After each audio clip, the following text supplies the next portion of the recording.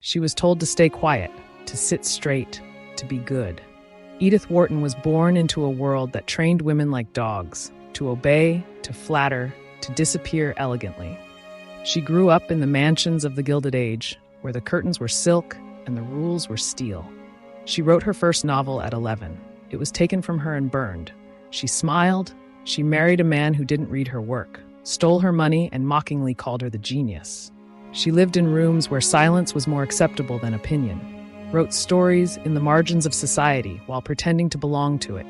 She was called cold, difficult, too masculine, too exact. But her novels cut open the drawing rooms. She wrote about women destroyed by beauty, marriages built like business deals, love sacrificed for etiquette, and grief smothered under charm. When World War I began, she didn't run. She opened refugee shelters, drove into battle zones, and organized hospitals for the dying. France gave her the Legion of Honor. America barely noticed.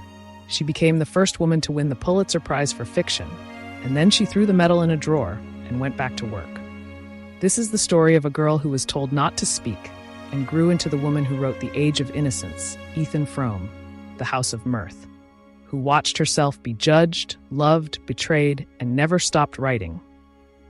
She took lovers, made enemies, and buried them all in prose. She built houses, buried secrets, and outlived them all. And when it was time to write her own ending, she made sure no one else got the last word. Stay with us, because you've never really known Edith Wharton until now. If you like stories like this, please consider joining the channel. We post new biographies every week on some of the most remarkable women in history. And now let's get into the secret life of Edith Wharton. She was born into silence, not the gentle hush of lullabies or affectionate murmurs, but the stiff, upholstered stillness of New York's old houses, where parlor drapes stayed drawn and voices moved low and sideways, and where a girl's highest virtue was composure. My mother dressed every day in black, Wharton would recall, and went down to the drawing room with the air of attending a funeral. It was January 24th, 1862. The Civil War was halfway through its national hemorrhage, but inside 14 West 23rd Street, a tall brownstone sunk in wealth and restraint, the war might as well have been happening in China. The gas lamps hissed dryly, the mirrors caught nothing but their own polish. The air smelled of beeswax, coal, and linen. In this house, nothing unraveled. Not voices, not tempers, not seams. Edith Newbold Jones was the third child and an afterthought. Her brothers were nearly grown, her parents nearing 50. Still, a nurse brought the infant upstairs to her mother's room, where Lucretia Stevens Rhinelander Jones, pale, precise, and perfectly composed, looked down without reaching. Lucretia came from the Rhinelander line, Dutch, old, unmixed, and cold. In her, generations of repression had been distilled to something almost artistic. Her gloves were always immaculate. Her tone could hush a corridor. She wore mourning even when there was no one to mourn, not in grief, but as taste. Stillness for her was a virtue. Touch was unnecessary. Emotion, a vulgarity. She had been taught to repress all outward signs of feeling, Wharton wrote, and the lesson had become her law. When Edith misbehaved, there were no scoldings, just pauses, a teacup suspended midair, a glance drawn out just long enough to extinguish joy.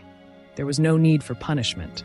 In the Jones household, disappointment was hereditary. Her father, George Frederick Jones, was gentler, a man of faint smiles, European leanings, and cultivated absences. He admired Horace, Palladian architecture, and nature as one might admire a landscape from behind a closed window.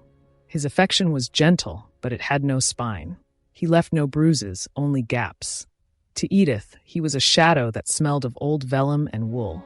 Part presence, mostly hush.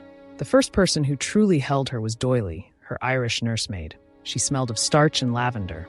Her voice came from another world, not of drawing rooms and propriety, but of kitchen warmth, rhythm, and touch. Her arms were soft, her lullabies unmeasured. She did not instruct, she comforted. Doily's voice was the first sound that made me feel protected, Edith said. This was love, not inherited, not formal, just present. By the age of 5, Edith had begun to create, not with a pen, she hadn't earned one, but with voice. One day she dictated a story to Doily. It began, as children's stories do, with a greeting. "Oh, how do you do, my dear little girl?" Then the characters came in waves, improbable, eager, alive. She was too young to know what she was doing, only that she had made something. The nurse wrote it out on brown wrapping paper. It wasn't meant for anyone. It was Edith's, a secret joy made of invention and rhythm. But the story was found. A relative read it, then another. It was passed around at dinner, admired, cooed over, laughed at. They thought they were encouraging her. Edith, sitting small in the corner, listened as her words were read aloud in adult voices, flattened, smoothed, made strange. Her mother laughed. That was the end of it. No one told her to stop, but something closed. What I had offered, she would later reflect, was not a performance. It was a beginning, and it had been misunderstood. Still, the impulse didn't leave her. She continued to write, on scraps, margins, napkins. She invented dialogues, moral tales, whispered dramas. She mimicked the cadences of drawing rooms, flirtation, condescension, silence. She was learning character before she mastered syntax, and sometimes she performed them. The parlor became a stage, her audience a cousin, a governess, a passing aunt. Her voice carried adult tones, precise diction, theatrical restraint. But even this became dangerous. One afternoon, Lucretia overheard her mid-performance. It was too expressive, too much feeling, too many gestures. Lucretia was mortified, not by the subject, but by the audacity of her child's invention. The volume, the risk, the lack of restraint. Imagination, after all, was not a social virtue. Lucretia viewed it as unnatural, wanted her to play with other girls, not spend all day in a world of her own. The curtain came down. The stories were folded. They became contraband, hidden, hoarded. From that day forward, the stories were no longer spoken. She would write them instead. That moment, a child silenced, not by cruelty but by embarrassment, was a quiet rupture, and she never forgot it. My creative instinct was starved and chilled. I had to keep my inner world secret, even from myself.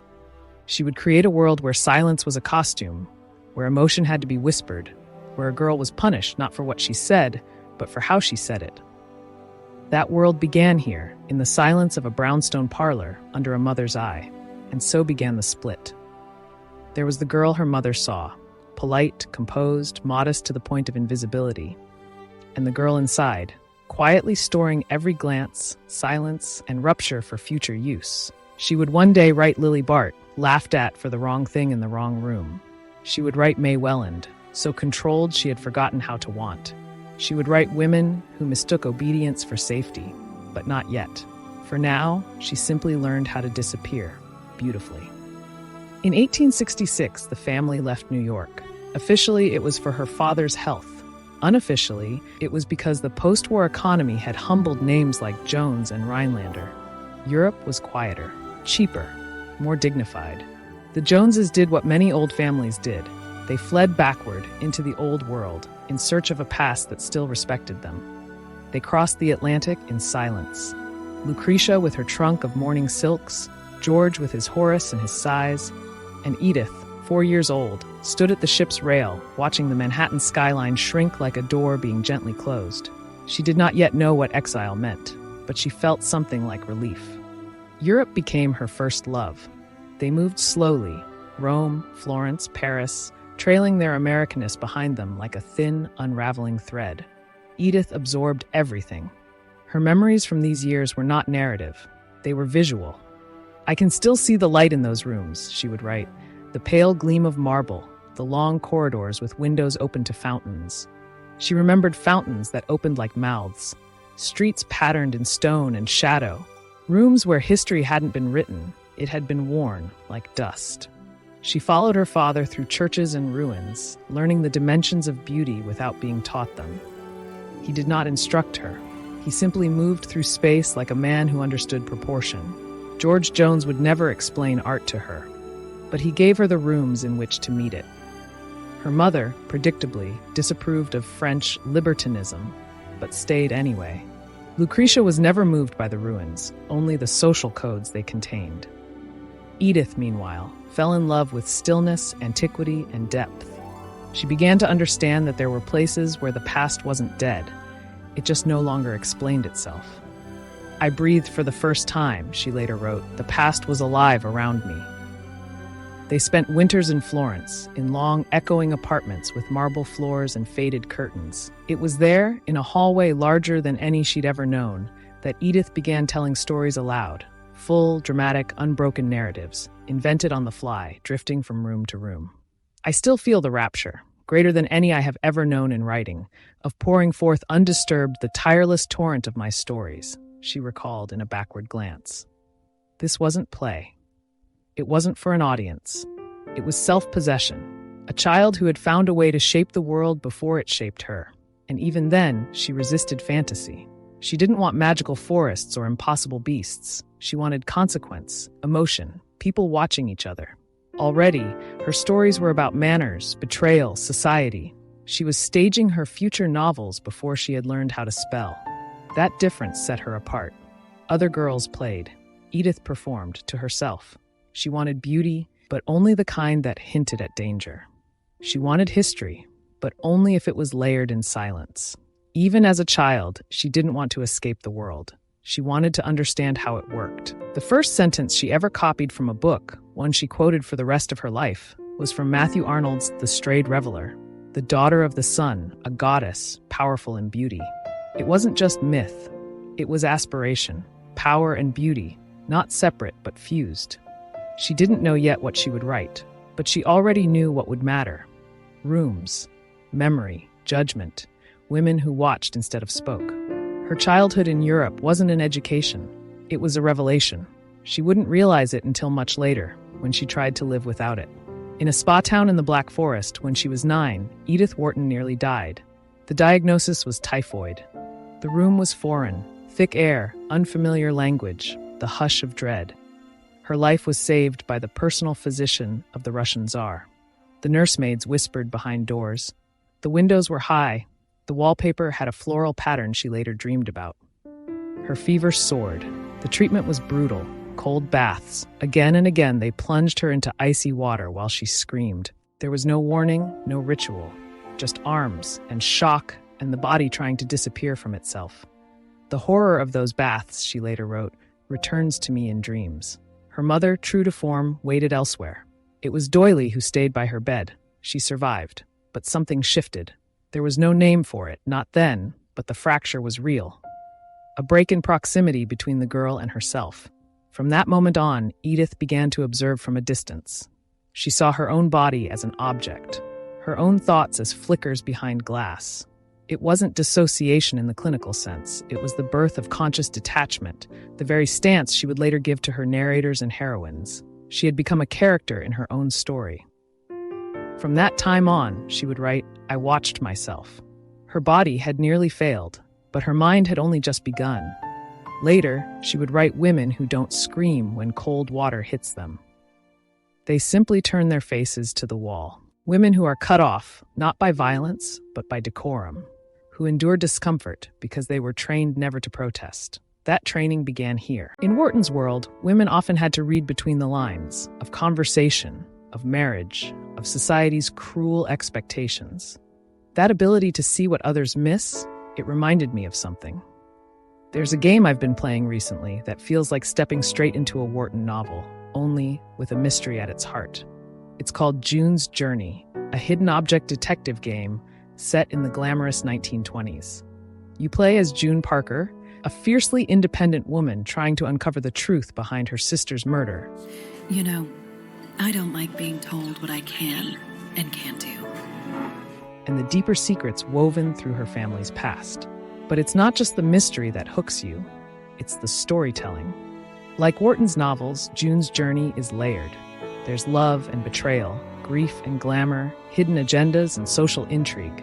June solves cases not with forensics or files, but with intuition, empathy, and sheer determination. And with new story chapters released every week, there's always something fresh to uncover. I'm deeply grateful to June's Journey for sponsoring this video. You can download it for free on your phone or PC. Just click the link in the description or scan the QR code on screen now to begin your own investigation. Even in fiction, whether you're June Parker or Lily Bart, uncovering the truth always comes at a cost. Now back to the video. She returned to America a stranger. It was 1871. Edith was 9 years old. After 5 years in Europe, years in which Roman ruins and Florentine gardens had shaped her more than any classroom, New York felt like punishment. The house on 23rd Street, once remembered as stately, now looked shrunken, dark, and overfurnished. The air was thick, the city outside vulgar. She had been learning to breathe in marble light and measured silence. Now she was back in soot and social noise. Nothing fit anymore. Not her country, not her rooms, not her body. What a long, desolate, ugly, dreary, vulgar stretch between the beauty of Europe and the beauty of Newport, she later said. But even Newport, with its manicured lawns and summer ease, felt false. The elegance was studied, and the performances too eager. She began to notice what was underneath the prettiness, the ambition, the mimicry, the absence of inwardness. This wasn't culture shock. It was an exile of the self. And then came the fear. She had always been an imaginative child, but now imagination turned inward and against her. She developed what she later called formless horrors. She could not sleep alone. She feared shadows, staircases, mirrors, doors left ajar. If asked to go upstairs, she waited at the threshold, frozen, until someone stood behind her. She invented whispered prayers and mental rituals, as if trying to hold reality together with repetition. I suffered at night from terrors that were almost hallucinations, hideous shapes that leapt out at me in the dark. To others, she was simply shy, well-mannered, neatly dressed, quiet. But inside, she was already splitting. There was the girl she showed the world and the one who stood trembling just behind her. She began to analyze that split, to name it, store it, study it. This habit of watching herself live became her discipline. She would carry it into everything she wrote. Her education, if it could be called that, did not help. There were no proper schools, no Greek, no Latin. Her brothers were sent to Harvard. Edith was left to governesses, scattered lessons, embroidery, patchy French. She was clever, everyone agreed, but cleverness wasn't cultivated in a woman. It was tolerated, as long as it didn't show. She would later call it an intellectual desert. So she began to build a mind in secret. She read obsessively, not novels for amusement, but history, mythology, theology, science, poetry, philosophy.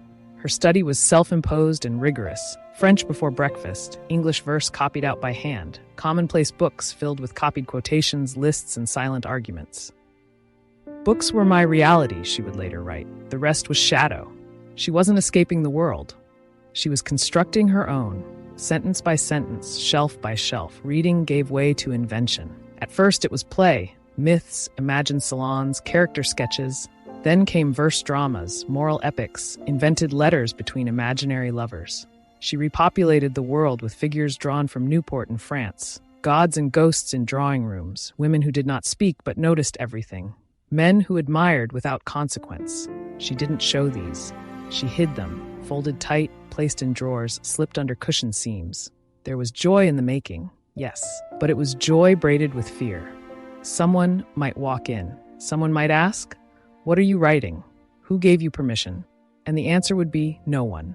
No one taught her how to write, but already she had learned how to hide it. And still, she wanted to be beautiful. That was the deeper shame. She didn't just want to be clever. She wanted to be dazzling. She envied the girls who glittered.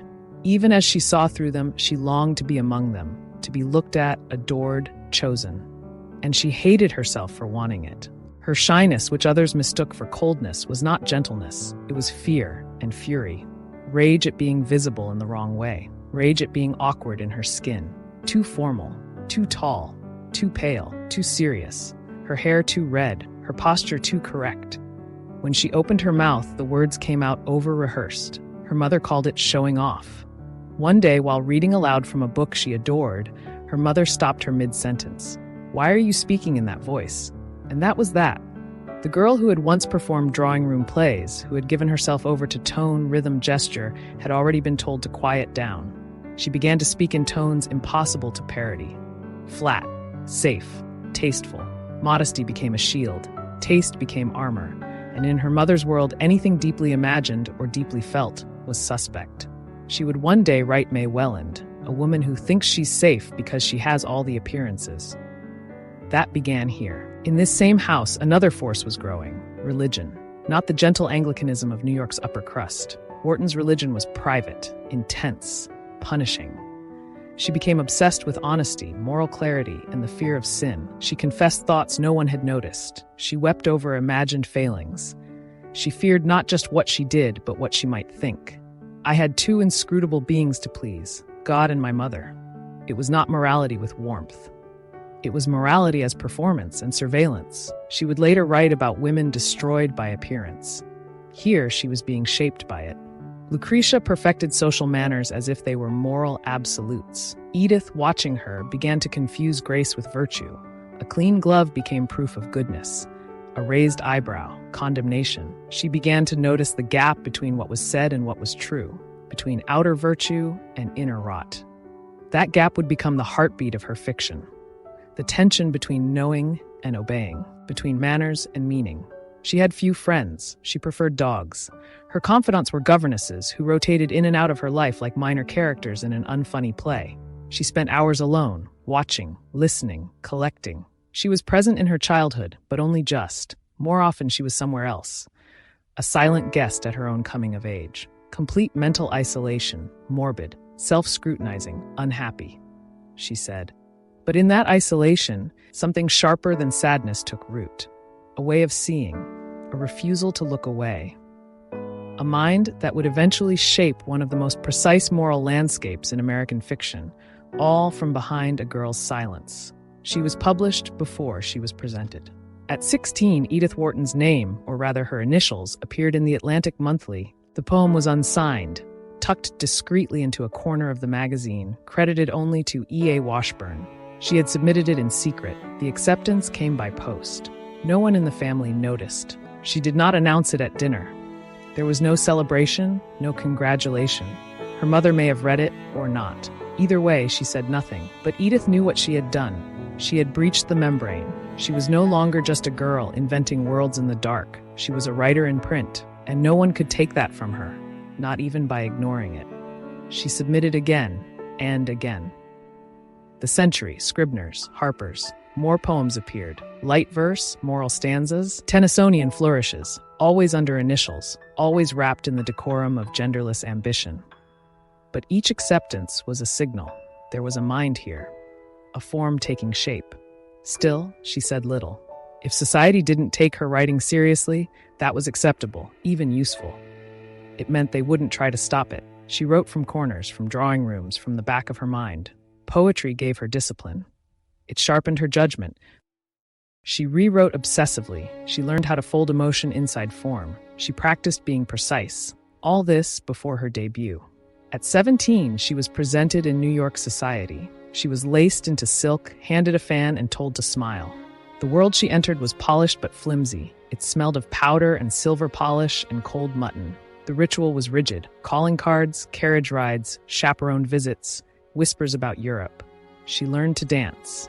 She practiced her posture. She repeated the names of distant cousins with polite enthusiasm. She hated all of it. She had no desire to rebel, only to disappear.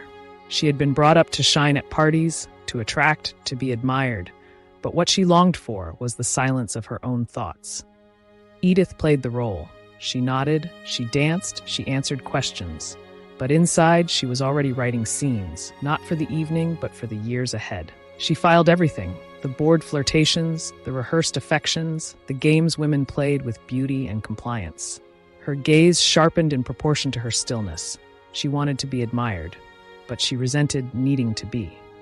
And then Harry Stevens. He was everything a girl like Edith was supposed to want. From the right family, good-tempered, eligible.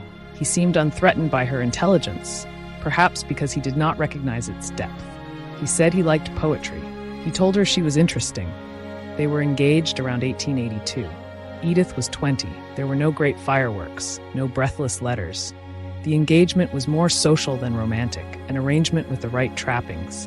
Perhaps she believed it might become something more, or perhaps she simply wanted to feel chosen. But it didn't last. No one knows exactly why. Her biographer says Stevens cooled. Others say Lucretia intervened. Some hint that Edith herself pulled away, repelled by the falseness of it all. It ended quietly, without scandal, without explanation. The engagement dissolved like condensation on a ballroom mirror, and Edith never spoke of it again. But the silence after spoke volumes. She was humiliated, not publicly, but privately, deeply. Something inside her curled tighter. The girl who had once performed plays for her nurse, who had whispered poems into the margins of lesson books, now hardened. She had tried to become what was expected and been rejected. So she retreated, not from the world, but into the world she would make. She continued publishing poetry. The verse became cooler, more controlled, her letters more measured. She wrote essays, impressions, travel notes. She studied architecture, gardens, color palettes. She observed the world around her with a precision that no longer hoped to be understood, only recorded. No fiction yet, but fiction was coming. She could feel it, hovering at the edges of her sentences. The writer was not born in the drawing room. She was born in its silence. The drawing room became a waiting room, the garden a maze, the page her only solid ground. She began to revise poems with surgical precision, not just tinkering, rebuilding. A word scratched out 4 times, replaced with one less musical but more exact. A sonnet collapsed and redrafted as a quatrain. She no longer wrote to express anything, she wrote to contain it. At night, she sat beside a single lamp and ruled invisible lines across the page before allowing her pen to touch it. Once, in Newport, she walked through a rose garden alone.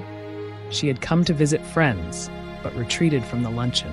A cousin's voice was echoing, something about suitors in Europe. Edith wandered down the gravel path and began counting petals on a bloom the color of dust. 37. One misshapen. She turned the blossom to face the sun and began rewriting the border in her head. The next morning, she sketched a villa in her notebook, not from life, but from memory. She labeled the columns with I ams. She was no longer waiting to be admired. The rejection had broken something, but not the thing anyone expected. Not her vanity, not even her heart. It was a more internal rupture, like a pain cracking along invisible stress lines. She stopped trying to be seen. She started trying to see. She copied paintings in pencil. She wrote about gardens. She outlined essays on proportion and symmetry. She studied light, not its warmth, but how it flattened objects or deepened them. Her mind became architectural. Form came first. Emotion followed form, if it came at all. She was teaching herself to say more by saying less. She traveled often with her parents, to Boston, to Washington, to Europe again. Each city left an outline. The hotel rooms, impersonal, patterned, were perfect writing spaces. She would describe the curtain's fringe for half a page, not because it mattered, because it taught control. At one point in Rome, she watched a group of American girls laugh too loudly in a piazza.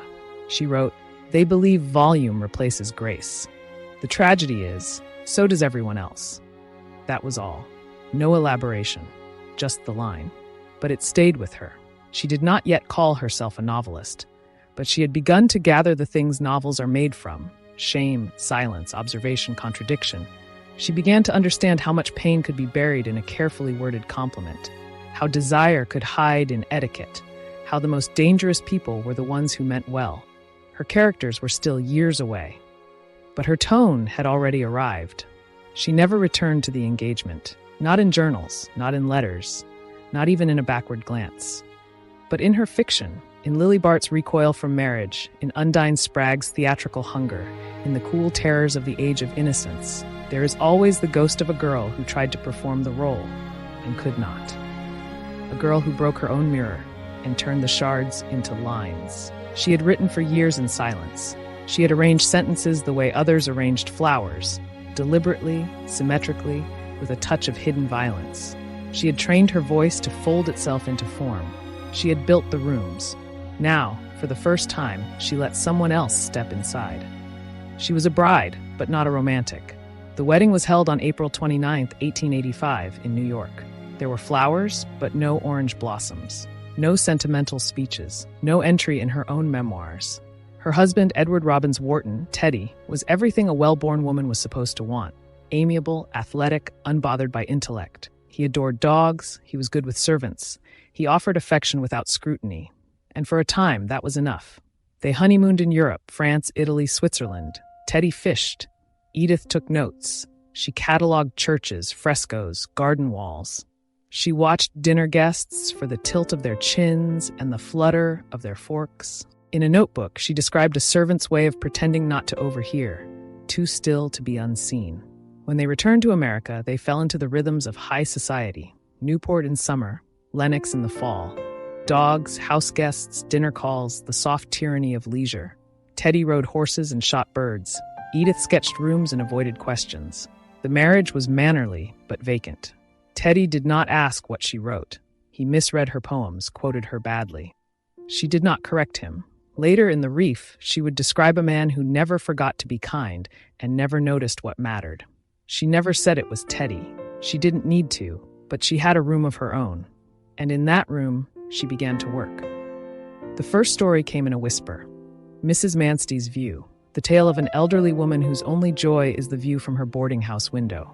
When a new building threatens it, she protests. She dies. That's all. That was enough. Wharton called it writing tight, a sentence she believed should hold, it should carry weight, it should never beg to be liked. Other stories followed, The Fullness of Life, Souls Belated, The Pelican.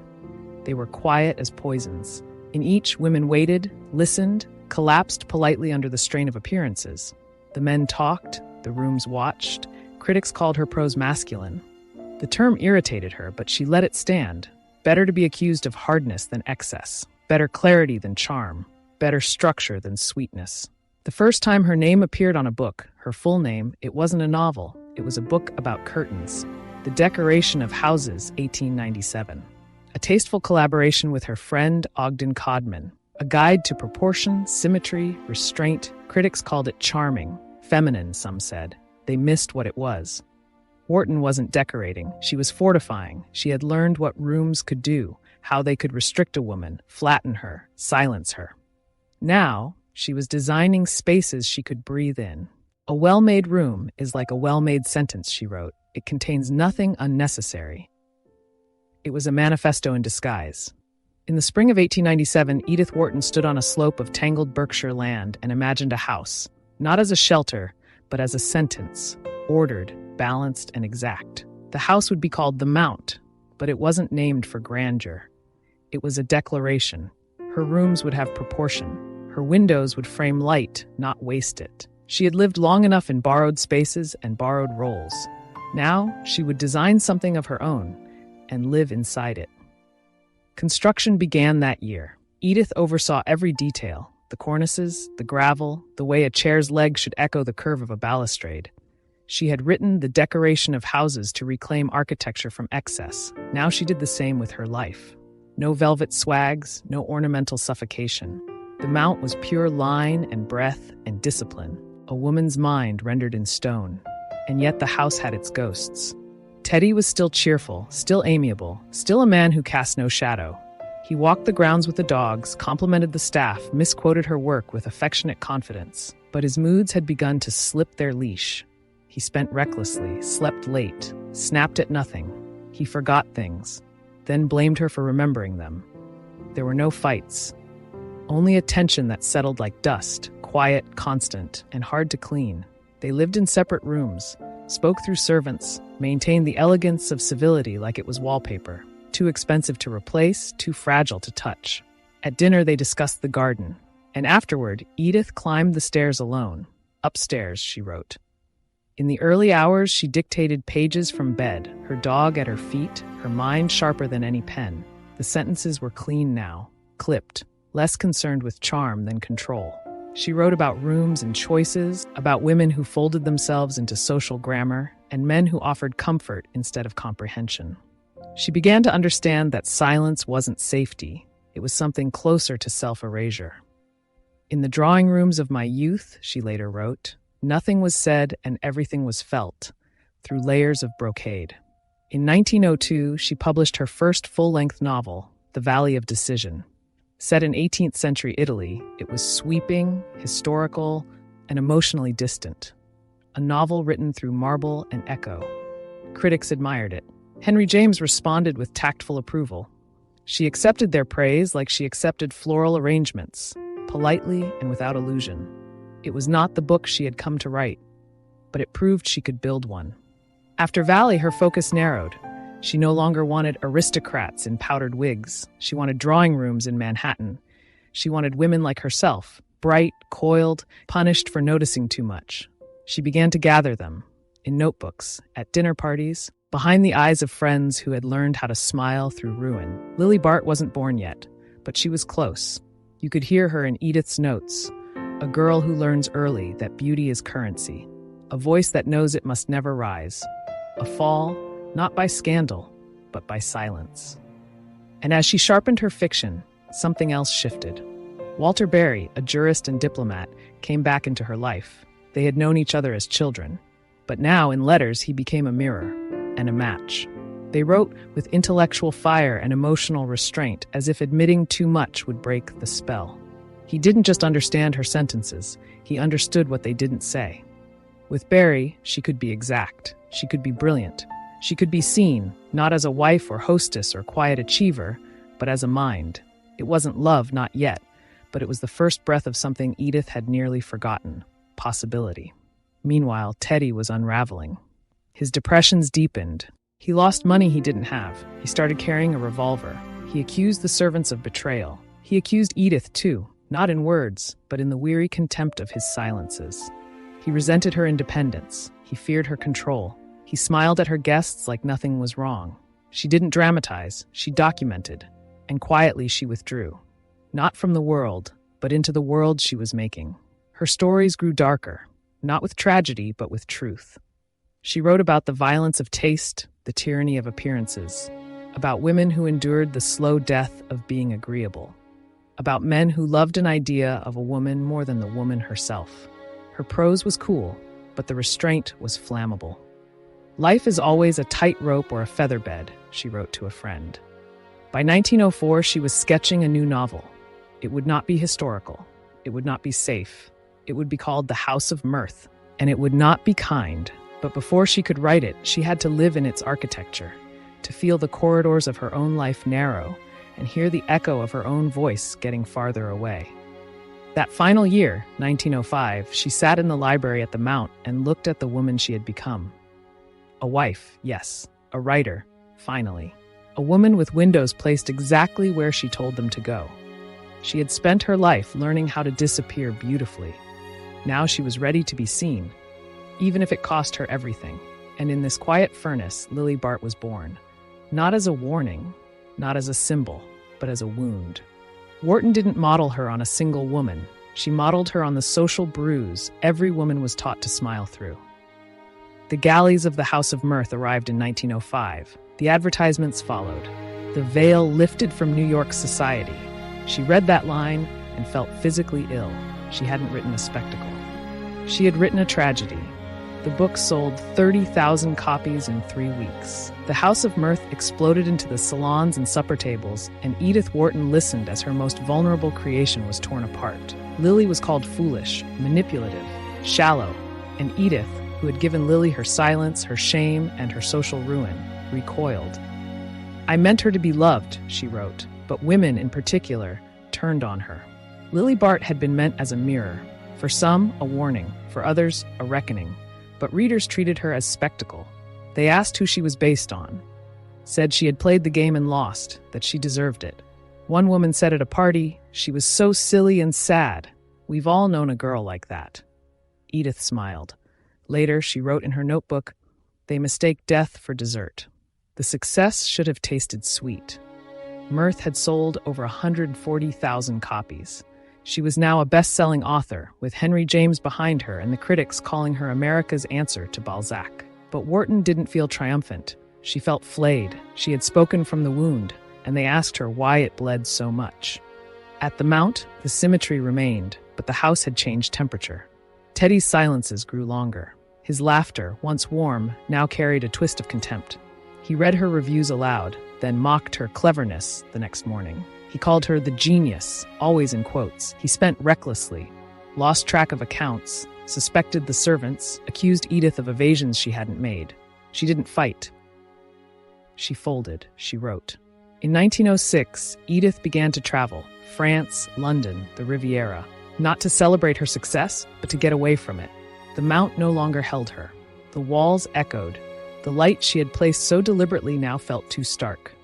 And then, in the spring of 1907, in Paris, she met Morton Fullerton.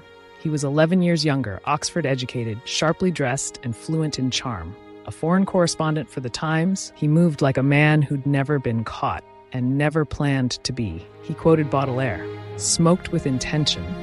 His compliments weren't compliments, they were dares. He watched her not as a lady, but as a writer, with interest and a touch of heat. She had written women who were observed. Now, for the first time, she was the one being watched. Their affair began in language, letters filled with careful hunger. "You ask me to tell you what I feel for you," she wrote. "But if I did, the words would burn through the paper." She was 45. He was dangerous, and she did not look away. With him, she let herself be clever, let herself be read, let herself be wanted, not socially but fully. The letters began, dozens, then hundreds. She wrote about her hunger, her fear, her unspoken body. She used words like fever, craving, ecstasy. She told him, "You have made me feel everything, and made everything else seem flat." At the same time, she was writing The Fruit of the Tree, a novel about factories, class, euthanasia, and moral compromise. It was her most radical book to date. She finished it in a frenzy as her affair with Fullerton deepened and her marriage to Teddy crumbled. The critics called it cerebral. Some said it lacked heat. They had no idea she was writing it with her skin on fire. In 1907, the affair turned physical. And Edith, who had arranged her life like architecture, every corner correct, every angle in control, unraveled. She wrote poems, she wrote pleas, but Fullerton drifted. His replies grew vague, he missed appointments, the warmth cooled, then Edith discovered other women, and possibly other men. Her letters grew raw, then restrained, then hollow. "You are a man to whom nothing matters," she said, "but I mattered once." But the damage was done. Wharton had opened, and now she was alone, more alone than she had ever been. This time, it wasn't her body she had given, it was her voice, her unfiltered self, and she couldn't take it back. She began to write again. In a hotel room in Paris, she began a new story of a man trapped in a frozen town, tethered to a barren wife, aching for beauty, punished for dreaming. The sentences were lean, icy, bone white, no satire, no charm, no gowns. Critics called it a rural tragedy, but Ethan Frome was not about peasants. It was about punishment, desire, starvation, not of food, but of feeling. "It was not the subject I should naturally have chosen," she later wrote. But the suffering was real, and I had seen it, and she had lived it. She sent Fullerton a copy with the note. "This is what I had in mind all along." He did not reply, and she never mentioned his name again. Meanwhile, Teddy had taken money from her trust and squandered it. He accused her of betrayal, of control, of imagining things he had done. He slept with a revolver under his pillow, disappeared for days, returned with debts and excuses. Edith took pills to sleep. She paid off his creditors. She hosted dinner parties in rooms she no longer recognized. And then, in 1911, she did something unthinkable. She sold the Mount. She had built the house with her bare mind, designed every corner, every hedge.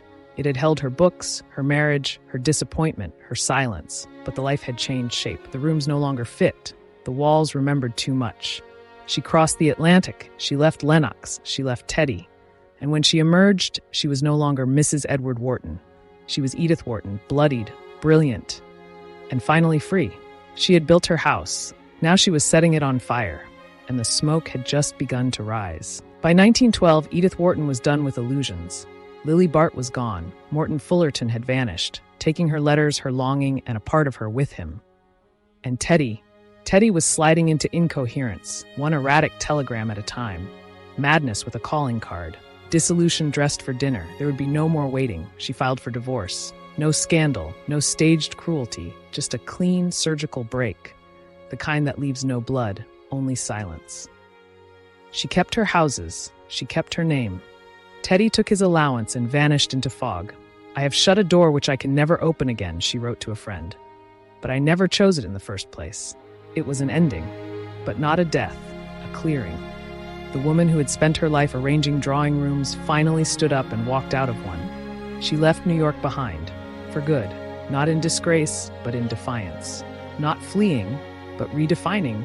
She crossed the Atlantic, not as a tourist, not as a widow of illusions, but as a woman beginning again. In St. Brice, just outside Paris, she bought a long white house with a locked gate and vines around the door, the Pavillon Colombe. A house once built for an 18th century courtesan, then left to decay. She brought it back to life. Later, she bought another home, the Villa Sainte Claire in Hyères, perched above the sea. Once a convent, now hers. She called it her toy citadel. To friends, she joked that she was splitting her time between a nun's retreat and a courtesan's pleasure house. A split, she wrote, that nicely mirrors two sides of my character. She rebuilt walls, oversaw every tile, every terrace. She designed gardens with the precision of an architect and the obsession of a woman who had once lived her life on the outside of windows.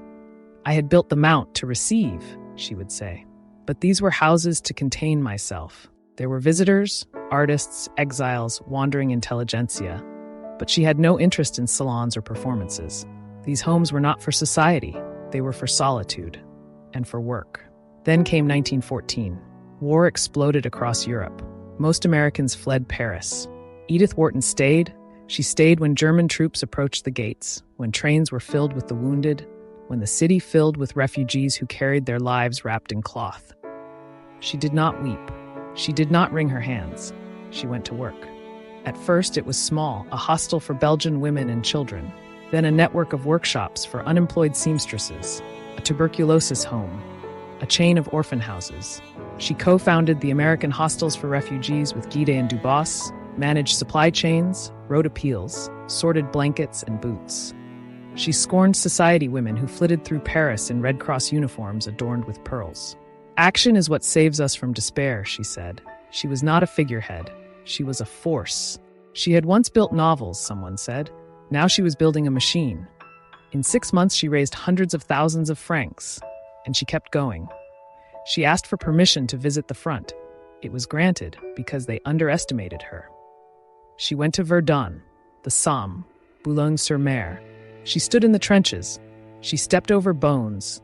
She listened to boys with no teeth try to explain where the shrapnel had entered. And then she wrote, for Scribner's, for the Saturday Evening Post, for a country that still thought war was a parade. Her writing from the front was unsentimental, a reader said. She did not cry, she counted. But some nights, she couldn't sleep. One child, a boy, faceless now, kept appearing in her dreams. She had never asked his name. That haunted her most. And still she kept writing. In 1915, she published Fighting France, Dispatches from the Trenches. In 1917, she followed it with a novel, Summer. If Ethan Frome was ice, Summer was heat. The story of a girl named Charity Royal, impulsive, poor, raised by a guardian who once tried to enter her bedroom and later asked for her hand. Charity falls for a man above her station. She is ruined by it. But unlike Lily Bart, Charity does not fall slowly. She burns, she rages, she yields, and pays the price. It was everything Edith hadn't been allowed to be, Hermione Lee wrote. Everything Lily Bart was killed for wanting. Critics were divided. Some called it unwomanly. Others saw what it was, the rawest, most bodily novel Wharton would ever write. She had written about desire, and this time she did not apologize for it. But the world around her was collapsing. In 1916, Henry James died. She hadn't seen him at the end. That haunted her. He had been her brother in letters, her confessor in doubt. Now there was no one to ask, was that sentence right? Was that silence earned? Walter Berry, her closest friend, her mirror in mind, was slipping away too. His health was failing, his letters slowed. She never said it aloud, but she marked his name in her notebooks like a wound refusing to close. The last men who had known her from the inside, she wrote, were disappearing. And New York? It had grown loud, tall, unreadable. The city that had taught her to sit still, to smile, to enter rooms without leaving marks. She no longer recognized it, and she no longer needed it. The girl who once begged to be chosen was now choosing her own myth. In 1918, the war ended. Paris erupted in celebration. Flags, songs, champagne spilled in the streets. But Edith did not join the crowds. She was already writing again. Something about what she had left behind. A novel about New York before the war, before Lily, before the reckoning. About manners, about performance, about what it costs to pretend you are innocent and the deeper cost when you believe you are. She did not know it yet, but she was beginning the age of innocence. She had watched men die, watched cities fall, and now she would write about a world that killed its women more quietly, with pearls, not bullets. She wasn't supposed to write another novel, not after the war, not after Summer, not after Henry James and Walter Berry, and all the voices that had once filled her life had gone still. She told her publisher she was working on a simple tale, something quiet, something easy. Instead, she began digging a grave. Not for herself, not for Lily Bart, but for the New York that made them both. In the winter of 1919, Edith Wharton began writing The Age of Innocence. It would be her first novel set in old New York in nearly 2 decades, the city of her girlhood, the city she had fled, resisted, and reassembled in her imagination. But this was no homecoming. "I am trying to paint the New York of my youth," she wrote, "as it was before the explosion, the world that believed itself to be complete." This was not nostalgia, it was autopsy. She set the story in the 1870s, gloves, drawing rooms, the slow ballet of reputations. But she wrote it in France, in a villa she had rebuilt herself, after war, after love, after illusion. She had watched men die in trenches. Now she would describe a world that was already dead, even when it seemed alive. She was not writing to remember, a friend said. She was writing to bury. The story follows Newland Archer, a man born into comfort, trained to perform, who glimpses passion and walks away, who marries the right woman, lives the right life, and never touches what he actually wants. A man who does the right thing, Wharton said, for the wrong reason. This wasn't simply fiction. It was retribution, a reckoning with everything she had been told to value and had paid to escape. "I could not have borne to go down to the depths," she wrote, "unless I had come up again with a sword." In July 1920, The Age of Innocence was published. It wasn't just a success, it was a phenomenon. American readers, bruised by war, weary of uncertainty, devoured it. Critics called it graceful, subtle, a return to form. One reviewer wrote, "It's like watching someone embroider with a scalpel." They thought it was delicate. They didn't see the blade. She had shown them their past, one critic later wrote, not as nostalgia, but as indictment. Wharton's New York was not a city. It was a cage lined in velvet. Newland Archer doesn't get the woman he wants, but he doesn't lose her either. He just chooses the easier life and carries the ache like a collar around the neck. It was the most radical thing she ever wrote, Hermione Lee noted, a novel where the real tragedy is politeness. Then, in 1921, she received the letter. The Age of Innocence had won the Pulitzer Prize for fiction. She was the first woman in history to receive it, and she didn't know whether to laugh or spit. The Pulitzer Board had overturned the jury's original choice, Main Street by Sinclair Lewis, for being too unflattering to American values. Wharton's, they said, was wholesome. She was aghast. "When I discovered I was being rewarded," she wrote, "for uplifting American morals, I confess I did despair. When Main Street was refused, I despaired even more." They had missed the point. Again, they thought they were giving her a medal. She knew they were handing her a mirror, without recognizing their own reflection. She didn't go to the ceremony. She didn't give interviews. She didn't return to New York. She stayed in France, in her garden, in her silence. She kept writing, but not for approval. That part of her was gone. "I have always had," she said, "an inner sense of the uselessness of protest and the deeper power of irony." She had spent her life building rooms she wasn't allowed to own. Now she was writing from inside a house she had made with her own hands. The Age of Innocence would not be her last book, but it was her final verdict. On a city, on a class, on a world that confused manners for morality, silence for virtue, and performance for truth. And this time, no one died at the end. They just lived with what they'd lost. She had her crown now. The critics had stopped questioning her. The sales were steady. The Pulitzer Prize, accepted with ironic silence, sat tucked somewhere, out of sight. And still, Edith Wharton built. She wrote in the morning, oversaw the garden by afternoon, hosted in moderation, retreated when needed. Her days moved with precision, not ritual, but rhythm. A woman who had once watched society from behind the veil, now watched from behind hedges she had planted herself. She had no more need to be visible, but she had no intention of vanishing. The Mount was long behind her. America, too. She had France now, the Pavillon Colombe in Saint-Brice and Saint-Clair-du-Vieux-Château, perched high above Hyères. 2 houses, 2 views, one private, one sunlit. Each was shaped to her measurements, every corridor, every stairwell, every line of shadow accounted for. Lee wrote that they were the first homes she had made for herself since 1902. no longer grand showplaces, now houses that mirrored her solitude and enclosed it. There were still parties, still guests, but they came and went. She stayed. She always stayed. Her novels kept arriving, quietly, with less noise than the Age of Innocence, but still with teeth.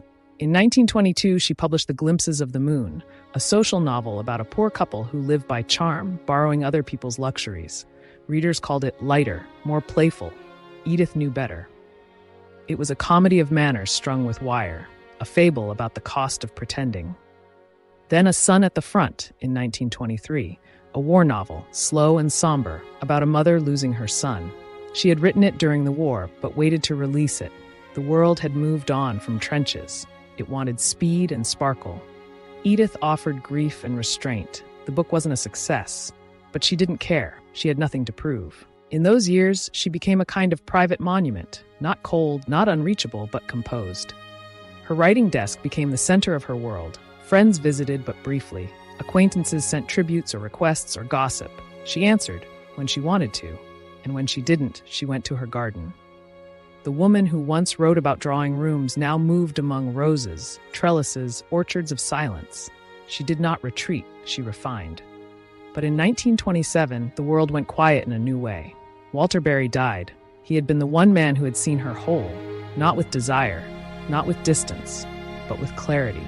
Their relationship had never been romantic, not officially, not outwardly, but they were something stranger, deeper, intellectual lovers, soul twins.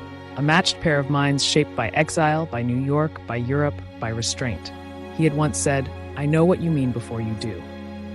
After his death, she wrote, "All my life goes with him." She asked that her letters be buried with him. They were. "There is no one left now to whom I can speak without effort," she wrote, "or write without carefulness." She had outlived Fullerton. She had outlived James. Now she had outlived the only person who ever truly mirrored her back. She did not collapse. Her grief, as always, went to work. She returned to her desk, but the writing changed, just slightly. The prose slowed. The sentences grew longer. Not lush, just more deliberate. As if she were measuring something she'd once known by feel. She was still building, still writing. But the scaffolding was now memory.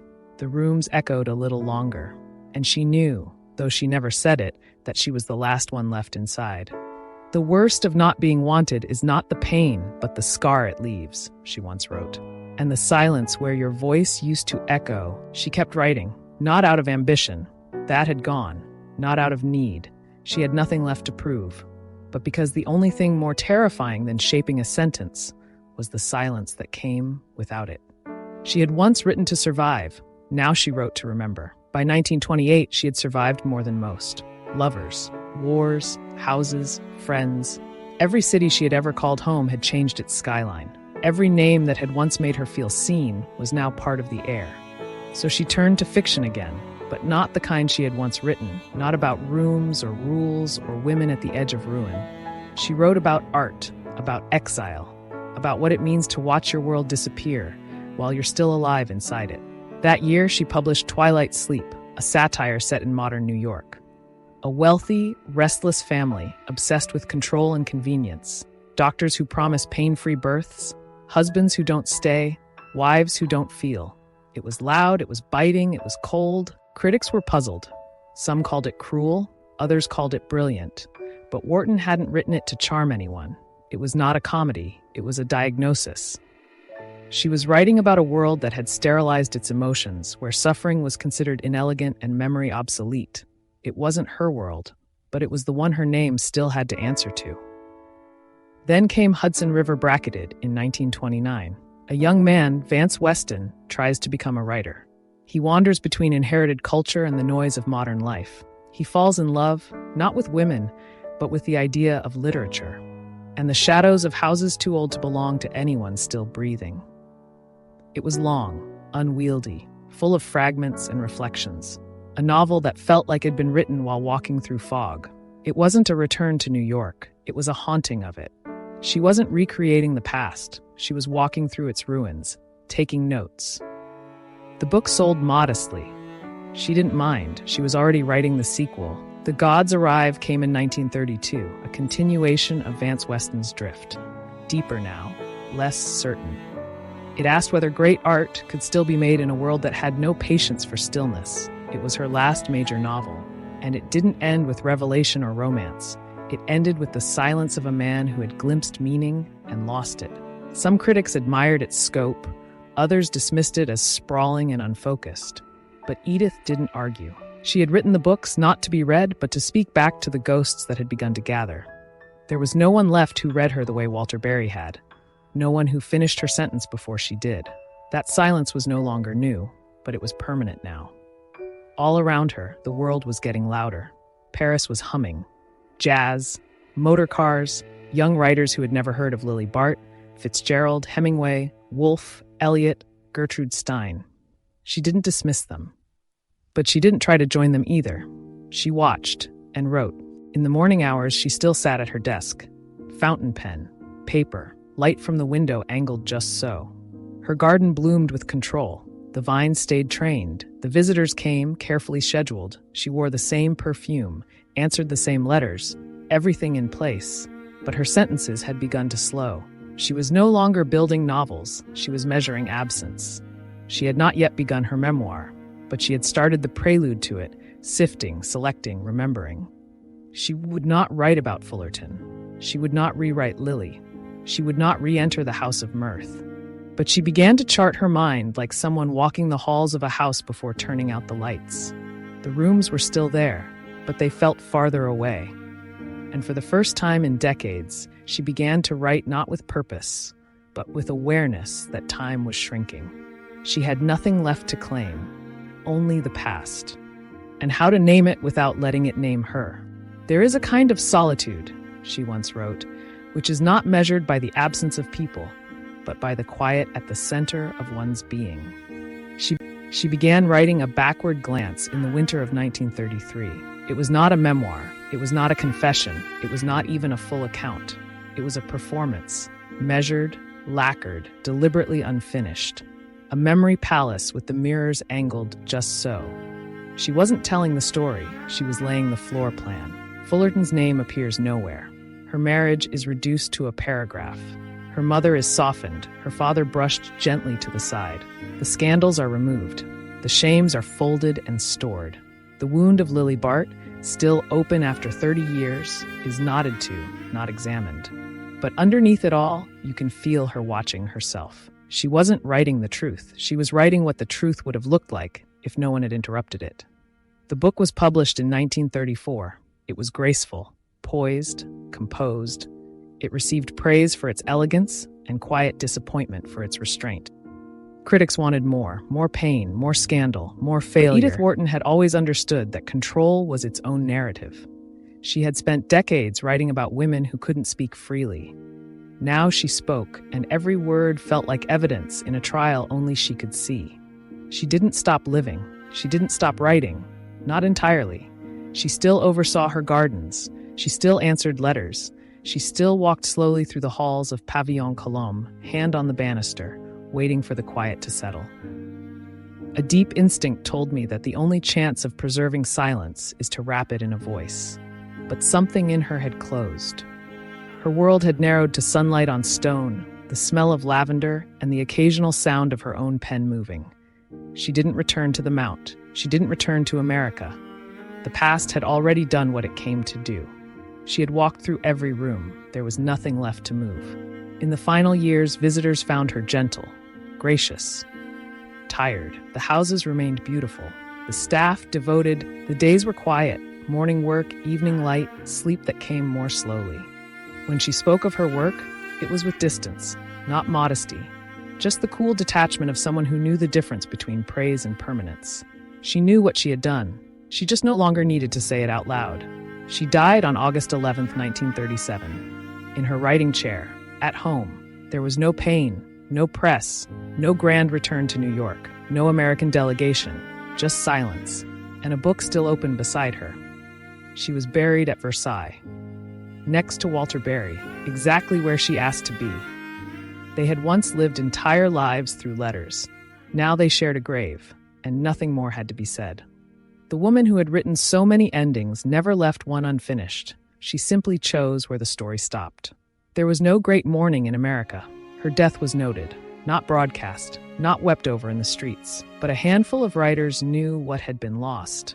And one or two women, reading in silence, felt something shift in the air. They would not be asked to smile so much. They would not apologize for being precise. She had written the cage and the key and the hand that didn't reach for it. She began in silence. She died in silence. But in between, she took the language, and she never gave it back. And somewhere, a woman begins a sentence knowing she does not have to soften it. Thank you for watching this week's video on Edith Wharton. Now I'd love to hear from you. What's your favorite Edith Wharton novel and why? Was it The Age of Innocence, Ethan Frome, The House of Mirth, or one of the lesser-known works that spoke more quietly but cut just as deep? And beyond the books, was she more celebrated or misunderstood? Was her greatest rebellion her writing or her silence? Let me know in the comments. I read every one. If this story stayed with you, consider subscribing. There's so much more to come, and a special thanks to June's Journey for sponsoring this video. Scan the QR code now, because some secrets aren't meant to stay buried. As a small channel dedicated to women's biographies, we don't just tell stories, we reclaim them. Each video is a thread in the great tapestry of history, carefully restored and rewoven with the care these women deserve. Your time here matters. In a world driven by algorithms that reward quick outrage and fleeting scandal, you choose depth, you choose dignity, you choose to bear witness. To our subscribers and patrons, our mythic men and women, thank you. You're not just viewers, you're stewards of memory, guardians of forgotten brilliance. Without you, these stories might remain buried beneath dust and silence. So tell us, who should we honor next? Because together, we're not chasing trends, we're keeping history alive.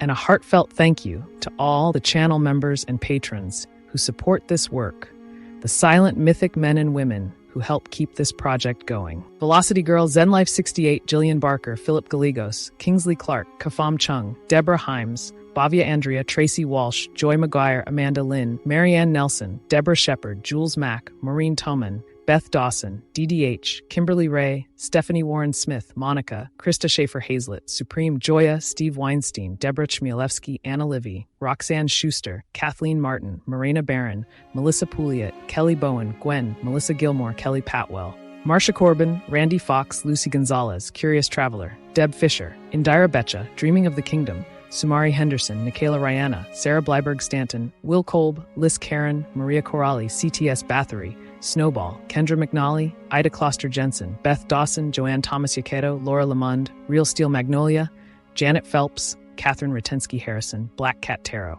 Chrissy Bethune, Michael Nelson, Karen Craig, Catherine Davison, Murphy's Bed, Lynn Sharp, Michelle Griffin MacGregor, M. King, Virgie R. Nelson, Michelle Inman, Jamie Sue Kalamazoo, Susan Harris, Gus the Cat, PB, Jen Kin, Michelle Lynn Neal, Dean Eagle Gust, Black Knight 5897, Wendy Fairfull, Trudy DeSwart, Susie Work, Deborah Britton Offer, Pitchick, Kate Lynch, Ram, Fiona McDougall, Julianne Scovern, Sashi, Amy Johnson, Patricia Ahmad, G and Kathy Harris, JK, Barbara Grickus, Susan Gillen, Hello Kitty, Abby Henriksen, Kathy Percival, and Julie Woith. And to all the silent men and women out there who watch till the last note plays, thank you as well. Until next week, stay strong, stay curious, keep exploring history, and as always, thanks for watching Mythic Women.